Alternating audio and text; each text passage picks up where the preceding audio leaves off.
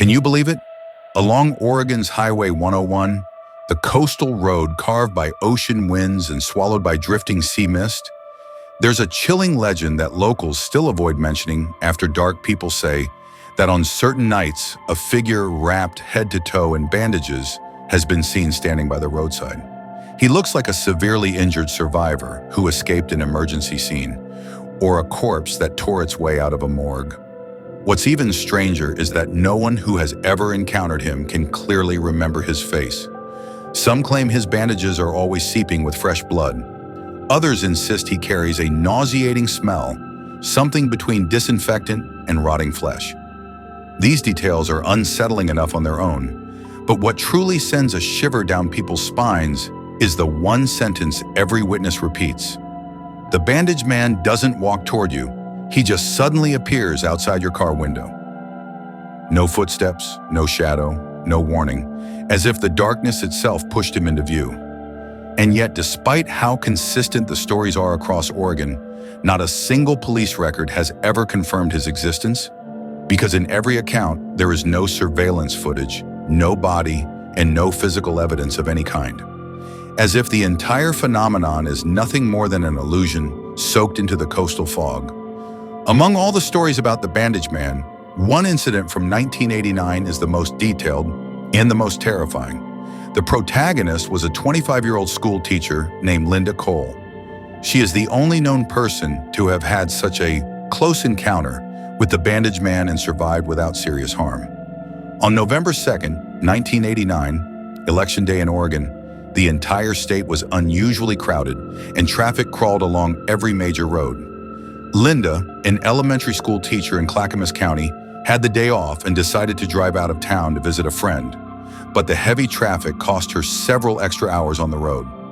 By the time she left her friend's house and started heading home, it was already close to 11 p.m. That night, the fog was unnaturally thick.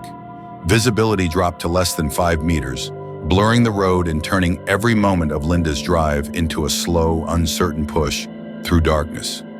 At the time, Linda was driving an old Ford sedan left to her by her mother.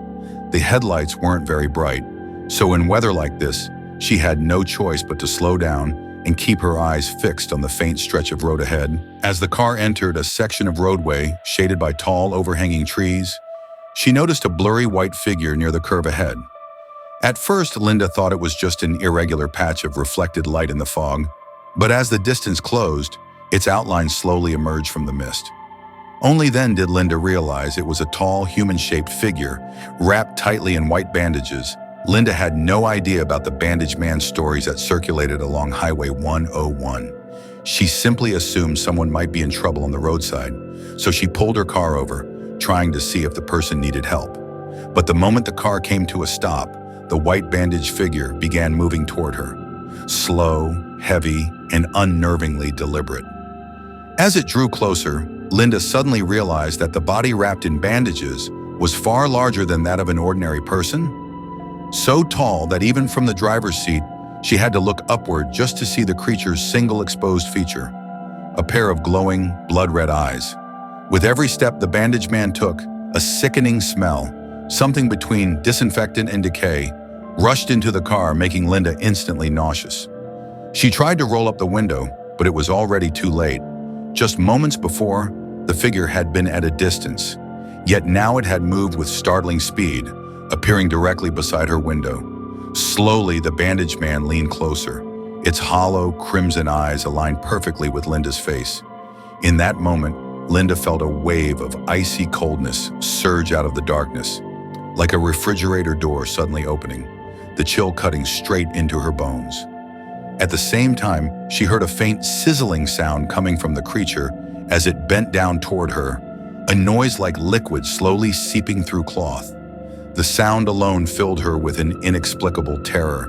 Panicked, Linda tried to start the car and escape, but the moment she reached for the key, a bandaged hand suddenly clamped down on her wrist. The grip was terrifyingly strong, like an iron vise locking around her arm, making it impossible to break free. Linda felt the hand pressing against her skin, ice cold and rigid, just like touching the hand of a corpse that had been dead for many years. The next second, she felt a sharp pain on her wrist, as if something like a needle or broken glass had pierced into her, but the sensation was drowned almost instantly by overwhelming fear. In her panic, Linda managed to start the engine, and she slammed down on the gas pedal. The old sedan lurched forward with a violent roar, and the sudden jolt tore the bandaged hand away.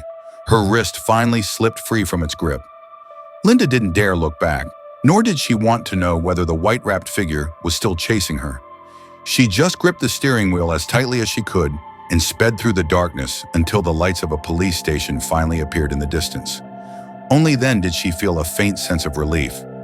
Under the safety of the bright lights, Linda pulled her car into the police station yard and stopped quickly. She rushed inside and told the officers everything that had just happened. The officer on duty listened to her account with a look of disbelief. Afterward, the officer examined Linda's wrist and found a thin, elongated wound. The skin around the injury had already turned slightly bluish, as though it had been pierced by something corrosive. Using a cotton swab, the officer carefully collected some thick, black residue from the wound. No one could identify what the black substance was, but it carried a smell similar to decaying tissue. Meanwhile, other officers drove to the area where Linda had encountered the Bandage man and conducted a large-scale search. They even deployed search dogs and a helicopter, but they found no useful clues. However, just as some officers began to suspect that Linda was lying, one officer discovered several strange footprints in the dirt by the roadside. The footprints were long, around 30 centimeters, and showed no sign of toes resembling a kind of flat, wide foot. After examining them, the officers concluded that the prints were neither human nor from any known animal. Following the trail of footprints, the officers continued searching for about 100 meters. But then, the prints suddenly disappeared into the woods, as if vanishing into thin air, without leaving a single trace. In the end, the case could only be left unresolved. After leaving the police station, Linda went straight to the hospital. The doctor administered a tetanus shot and instructed her to take antibiotics for a week. Under the doctor's care, the wound on her wrist gradually healed. However, a small, thin scar remained on her wrist afterward, becoming the most undeniable evidence of her terrifying experience. Before long, Linda's encounter was reported in the local newspaper, and it immediately caused an uproar. Many people called the newspaper to share their own experiences with the Bandage man. Some claimed they had seen him standing in the woods late at night, his blood-red eyes fixed on the passing cars. Others said their car engines suddenly died after encountering him. There were even people who claimed they had seen the emblem of the old Clackamas County Hospital on the Bandage man's body. That particular detail seemed to point toward the direction of his true identity, because back in 1943, something had happened in the Oregon Coast Range. Jacob Miller, a 28-year-old lumberjack, was the most skilled worker in the area. His logging technique made his co-workers both admire and resent him, but Jacob was naturally withdrawn and poor at socializing. During breaks, he always sat alone in the corner of the camp smoking, never joining the others' chats or card games. Over time, rumors began to spread. Some said he kept a secret logging technique he refused to share. Others believed his gloomy temperament meant he was hiding something dark. The one who envied Jacob the most was the camp foreman, Harry. Harry had been in the trade 10 years longer than Jacob, yet he could never match Jacob's efficiency. Watching the boss favor this strange loner more and more felt like a thorn lodged in his heart. So one night, when no one was around, Harry quietly slipped into Jacob's tool shed. He found the chainsaw Jacob had used for 5 years, slowly unscrewed the fuel cap, poured out the good gasoline, and replaced it with the poor quality fuel he had secretly stashed away.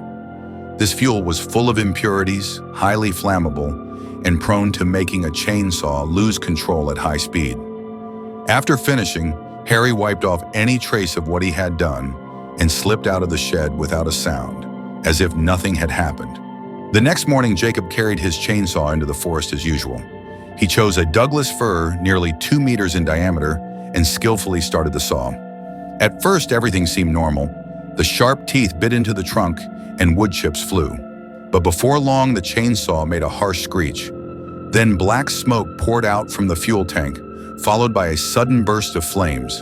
The fire spread instantly onto Jacob's clothes, which were made of flammable cotton fabric.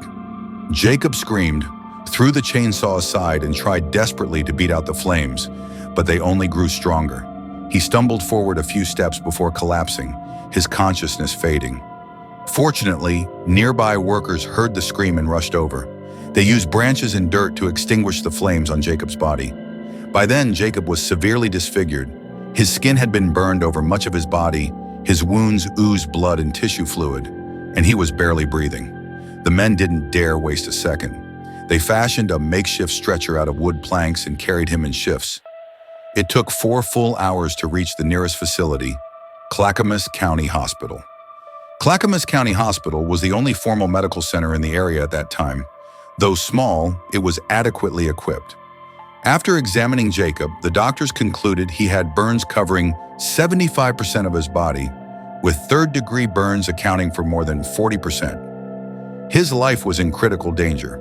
He needed immediate debridement and bandaging, followed by multiple skin graft surgeries. For the next 2 weeks, Jacob remained in the hospital's intensive care ward. His injuries were so severe that he spent most of his time unconscious. Even when he briefly woke, he could only let out painful groans.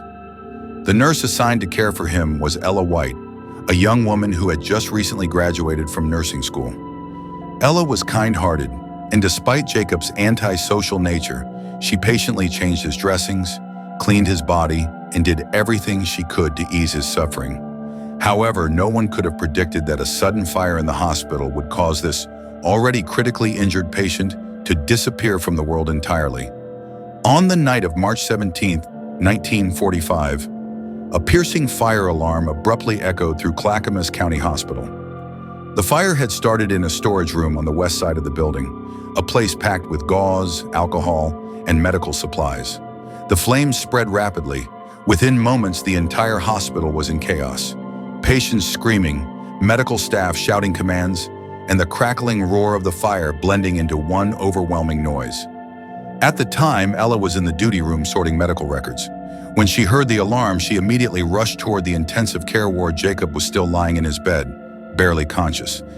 Ella tried to move him to a safer area, but his body was too weak. She couldn't lift him alone.